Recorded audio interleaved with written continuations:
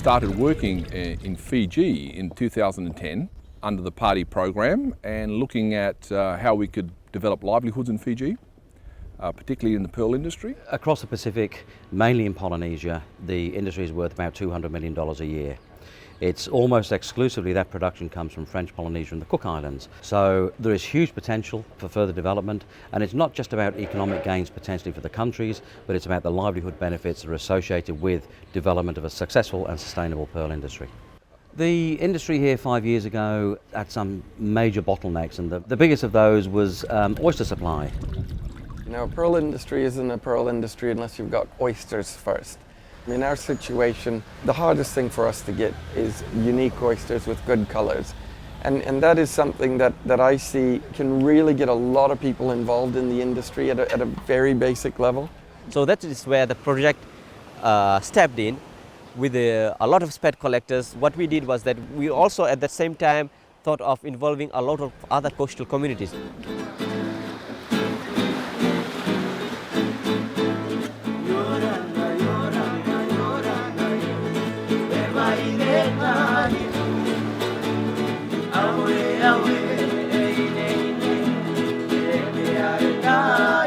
Larvae are swimming around in the water. They eventually reach a stage where they need to attain a benthic habit. They look for an appropriate substrate, and that is the function of the spat collectors. So it's very easy for people for communities, for example, to enter the industry using that methodology.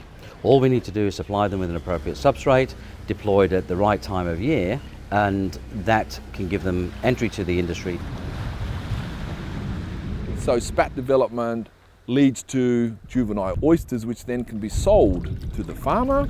The farmer can then essentially use those to culture and then grow round pearls, of course, and market those, and it allows the communities a really entry into the industry. So the spat development program around villages is really critical because it not only encourages villagers to participate in industry, which is very hard to get into, start participating and earning and learning.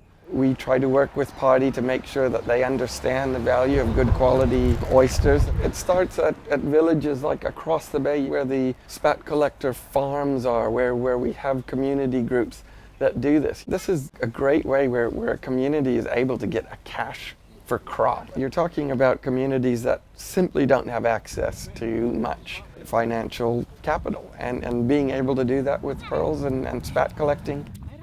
We don't want to be mass production. We want to be known as having the most expensive pearls in the world, some of the most unique pearls in the world. If that means low production but high quality, that's what we want. And we want to have a pearl industry that's based on keeping the environment clean, you know, contributing to communities and jobs. That's the direction we want to go. ACIAR have been a long-term investor in the development of the pearl industry in Western Pacific countries. Behind a lot of the work that we're doing is some serious and strong science.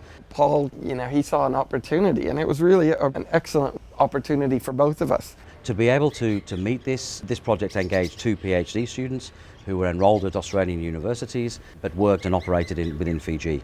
And I have just recently completed my PhD. It looked into improving the quality of round pearls that are being produced in Fiji at the moment. The results that I have is going to be very beneficial to the pearl industry in Fiji. We're able to really have some of the best students and scientists look at some of our issues, and from their standpoint, they're able to actually work on a real pearl farm and work on what I would consider real issues. And so it is a win-win, and we've both been pretty fortunate with this. The idea here is that we can build capacity within the region. Both of those students will hopefully come back to live and work in Fiji, where they can apply their new skills. The idea being that we're bringing sustainability to the industry, which would no longer require any input from Australia. Basically, it can run itself as the French Polynesian industry now does. We are looking forward for the spat collectors to have plenty collectors on it, so that we can hang those collectors back to the pearl farm, and from there we can have plenty pearls to come in, and we'll have plenty money, and even our kids, we can look after their education. The combination of both of those aspects of those ACIAR projects has really made a difference in this case, because we've made advances both on the technical side in terms of oyster culture, oyster husbandry and quality of the product, but we've also made significant steps in terms of industry development and sustainability of that industry.